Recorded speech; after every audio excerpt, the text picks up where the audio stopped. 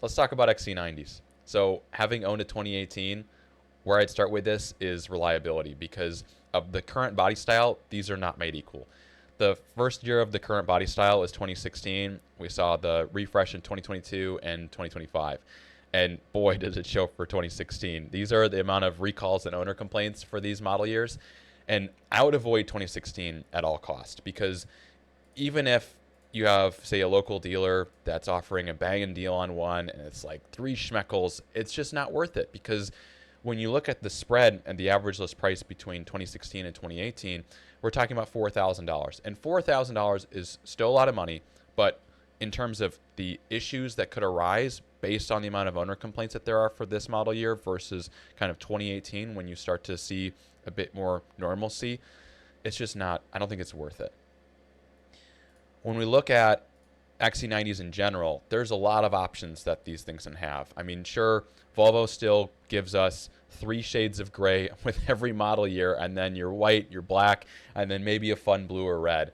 But there's still, some great options interior-wise, and then still a lot of interior or installed options. And so what can be hard is when you've found the spec that you want and you're looking at these listings, you're trying to figure out what should price be, what is fair.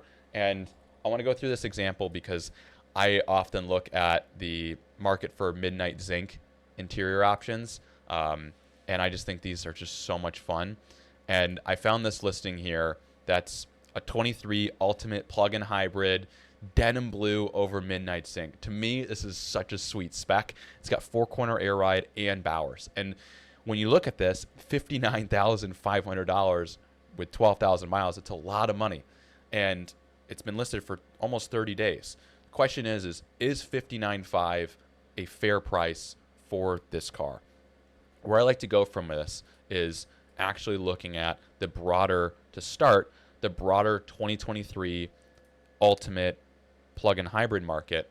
And here's where we land. And then what I like to do is kind of dial out these outliers to just focus on where the aggregate in the market is. And when we look at this, here's where we land. Ours is listed at 59.5, and it's got 12,000 miles on it. And this group is 12,000 to 20,000 miles. And we're right now just sitting just above where the majority of these listings are at for this mileage group. And it's this difference between there was 11 listings here, or 8 listings here, and 11 listings here. And so now we know that it's just priced just a smidge higher than where the average is. But let's look at this is where just general 23 XC90 Ultimates are. Let's look at others with very similar spec. So let's go in now and take a look at those with Bowers and those with 4-corner air ride. Now let's look at the market for these 17.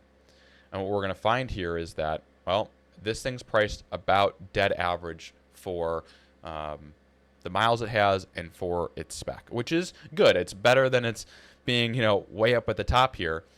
But it's very interesting that this listing for this one all the way at the bottom here in South Florida is at 54,000 with almost 9,000 miles. So less miles and less dollars, and it's been listed for far longer. And it's got 4-corner air ride, it's got Bowers, it's got other packages as well. The first question that comes to my mind is, well, does this thing have a clean Carfax or not? Typically you see these things with damage or salvage titles. In this case, it's got a fully clean Carfax, and it's been sitting for 97 days.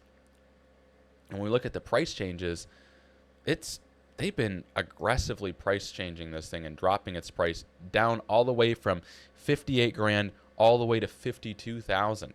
And what I believe in is that if the price is right, the car would sell. And even at 52,000, the price was not right because it did not sell, and they even moved the price up to 54,000. So this is where we start to build in the brackets for like where should we be targeting on what is fair and what is not. And so even at 52,000, this car did not move. Very similar spec, minus the exterior interior color combination. It's still a 23 XC90 Ultimate plug-in hybrid with four-corner air ride and Bowers plus a couple other goodies, and it still didn't move. And so when we look back at ours that we're looking at 12,000 miles for 59.5, it's not worth 59.5. The other one didn't move at 52. And so this one to me is not worth it at 59.5.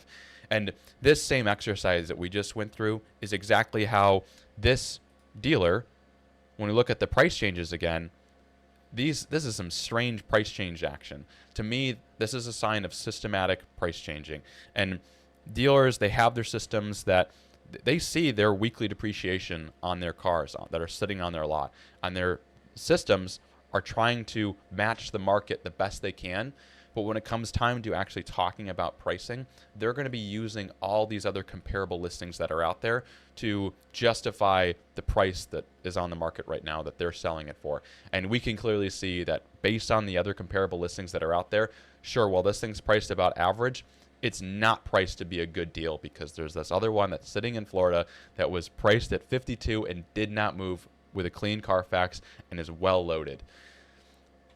This is kind of my journey of what I go through to kind of figure out, is this thing a good deal or not, especially one that has a lot of optionality to it. If you have any questions about XC90 ownership in general, or trying to figure out the market for yourself, feel free to leave a comment below. Thanks so much for watching this video.